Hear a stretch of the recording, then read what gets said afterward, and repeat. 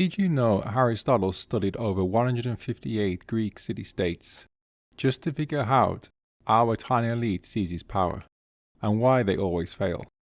In this video, we're applying his centuries-old findings to reveal why modern elites aren't as untouchable as they seem and how you can help bring about real change.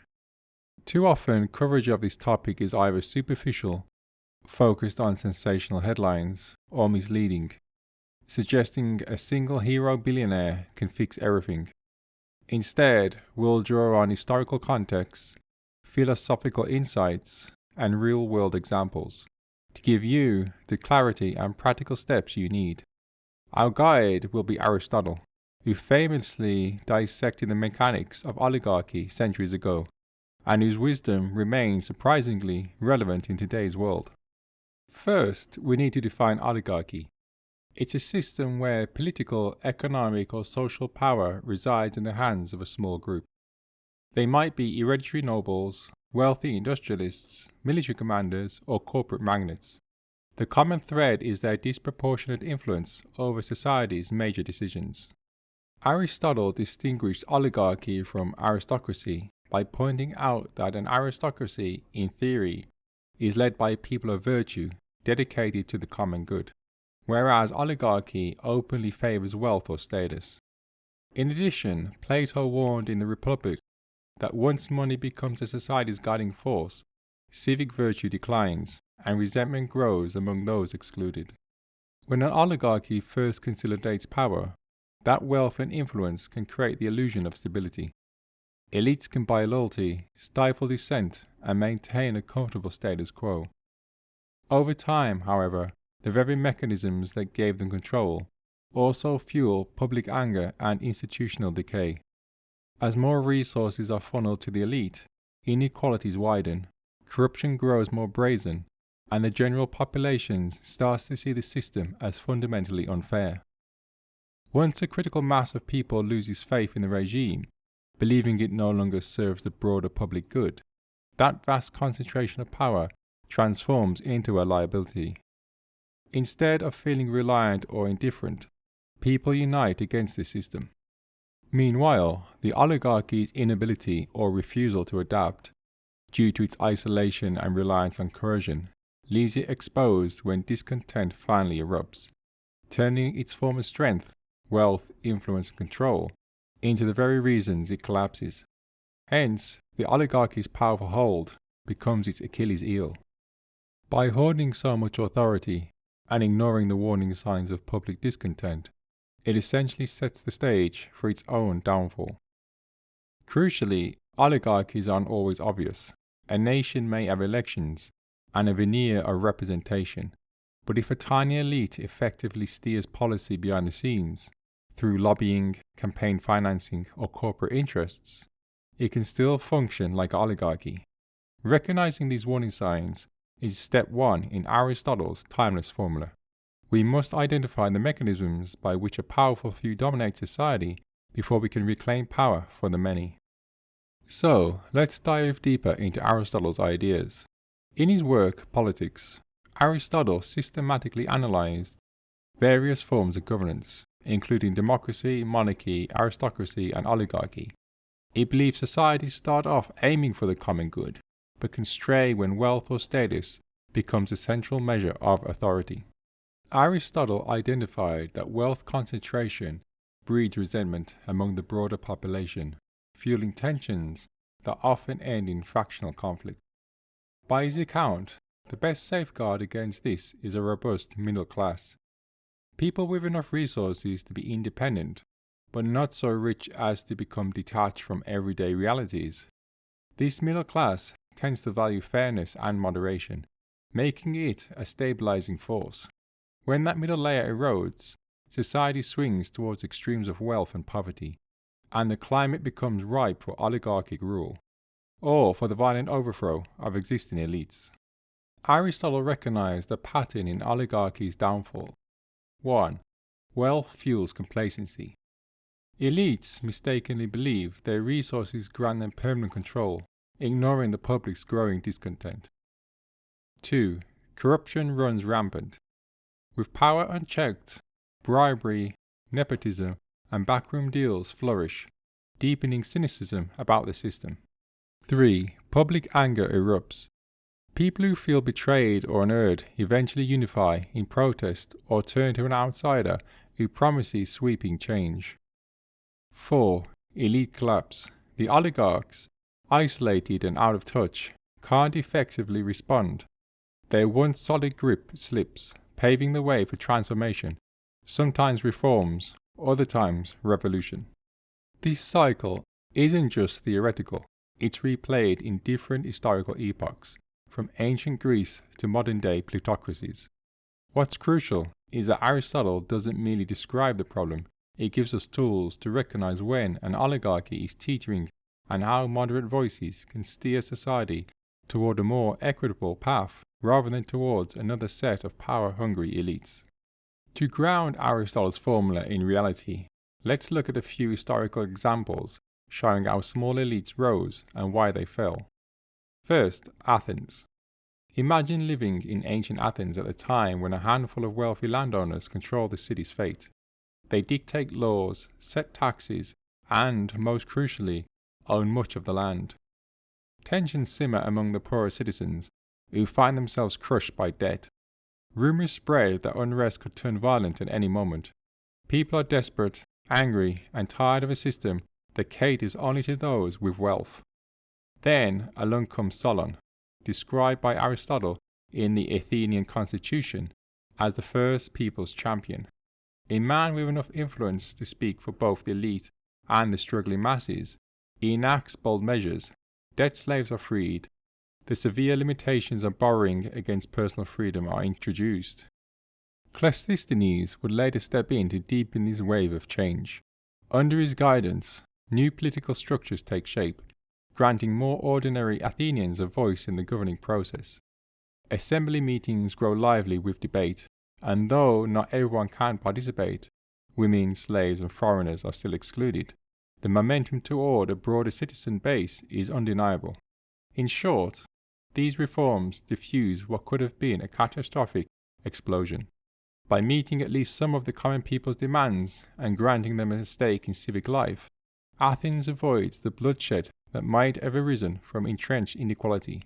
The city continues evolving, imperfectly, of course, but it no longer teeters on the brink of ruin.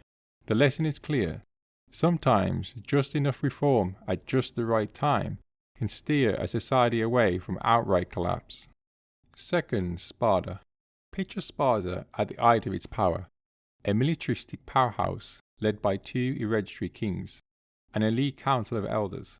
Beneath them, a vast population of helots toils away, providing the resources Sparta needs to field its legendary warriors. For generations, this system appears unassailable. The rigid hierarchy keeps order through fear and strict discipline. Yet, behind the scenes, cracks began to form. Over-reliance on brute force, both internally on the helots and externally against neighbouring city-states, leaves little room for innovation and adaptation. As rival cities shift tactics, build alliances, or explore new forms of governance, Spartan leaders remain fixated on military discipline, missing critical changes in the wider Greek world. In time, these unchanging structures become the city's undoing. Thebes, once considered a lesser voice, developed strategies that outmaneuver Sparta's famed armies. Meanwhile, internal pressures from an overburdened helot population bubble up, adding instability from within. What was once an unbreakable fortress of power buckles under the weight of new realities. A society built on exclusion and rigid tradition ultimately fails to adapt and pays the price. Sparta's decline becomes not just probable, but inevitable. Third, the Roman Republic. Imagine walking through the bustling streets of the Roman Republic, where everyday citizens gather in lively forums, supposedly with a say in civic matters. Yet just beyond their reach, in the grand halls of the Senate, families of nobility quietly pull the strings. They control finances, appoint governors, and shape legislation to their advantage, while most plebs see only minor, superficial concessions. This simmering discontent catches the eye of Julius Caesar. a charismatic military leader with an uncanny ability to read the crowd. Sensing deep frustration among the common folk, he harnesses their anger to catapult himself into a position of enormous power. The Senate watches in alarm as Caesar's popularity swells, but they act too late. He declares himself dictator. Though he is eventually assassinated, his death merely accelerates Rome's transformation into the empire of Augustus. What emerges is a critical lesson. Once ordinary people lose faith in the governance system dominated by a small elite, they often rally behind the first leader who promises sweeping change, even if that leader ends up consolidating power as an emperor. The oligarchic facade falls, and in the ensuing chaos, a single, bold individual steps in to fill the vacuum. Across these cases, we see the same storyline. Concentrated power fosters brief bursts of wealth or stability, but sows the seeds of its own downfall through corruption, inequality, or inability to adapt. Aristotle's reading of these scenarios underscores a lesson for today. Once people recognize the system is rigged, no amount of wealth or authority can permanently suppress dissent.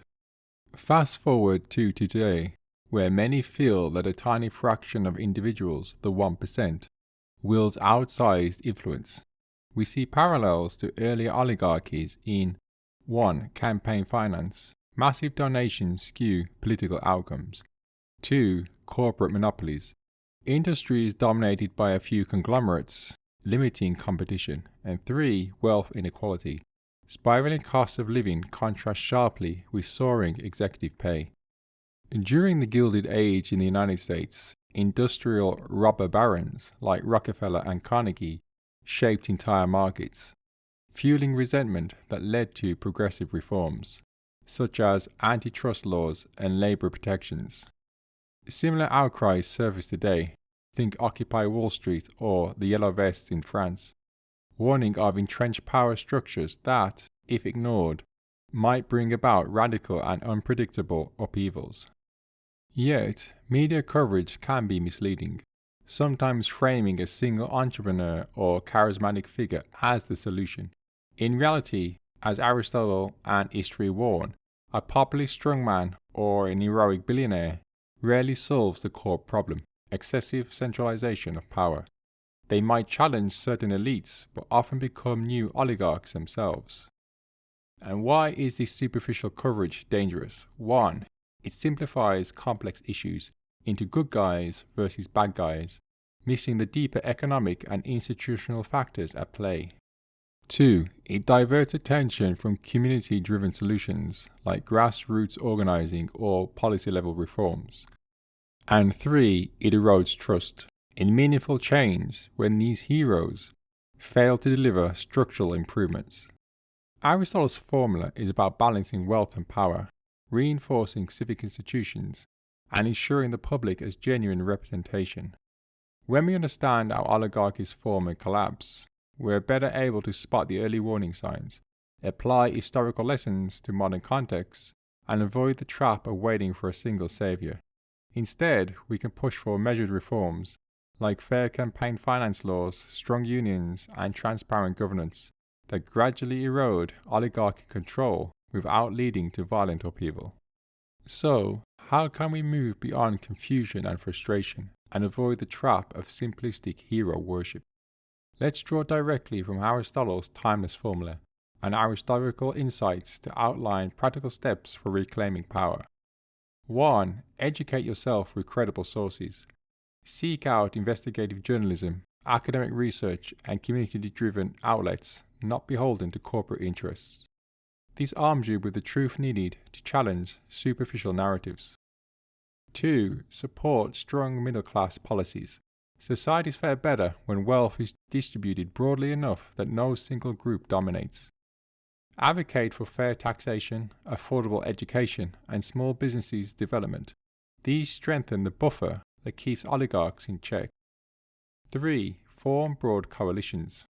Elites often pit social groups against each other, workers versus small businesses, rural versus urban, etc.